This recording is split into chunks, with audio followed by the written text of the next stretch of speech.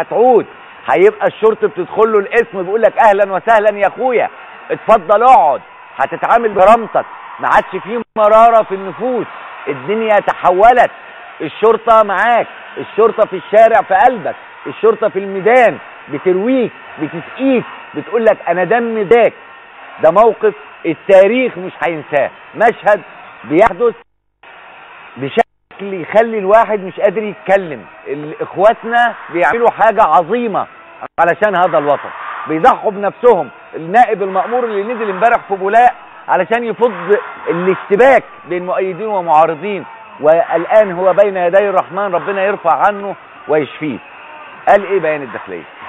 قال يا شعب مصر العظيم، يا صاحب أعرق الحضارات التي ألهمت العالم معنى الحرية، إننا في هذه الظروف الدقيقة من عمر الوطن نؤكد لكم بكل عزم وإصرار وقوف أبنائكم من رجال الشرطة الأوفياء إلى جانبكم لحمايتكم.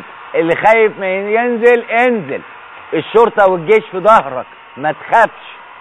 ونؤكد على التزامنا الوطني الكامل لتحقيق أمن وأمان الشعب المصري ومواصلة تنفيذ كافة المهام الأمنية المكلفين بها، وتحمل مسؤولياتنا لحماية أبناء الوطن الغالي، والتصدي الحاسم لكافة صور الخروج عن السلمية أو انتهاج العنف مهما كانت التحديات ومهما كلفنا ذلك من تضحيات، جنبا إلى جنب مع قواتنا المسلحة الباسلة.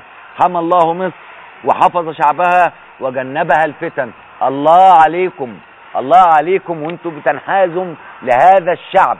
تحية لكل جندي وكل عسكري وكل أمين وكل ضابط وكل رتبة في وزارة الداخلية، وعلى رأسهم محمد إبراهيم اللي أثبت لنا إن المعدن المصري ساعة ما يلاقي الشعب عايزه، ولا كرسي ولا إخوان ولا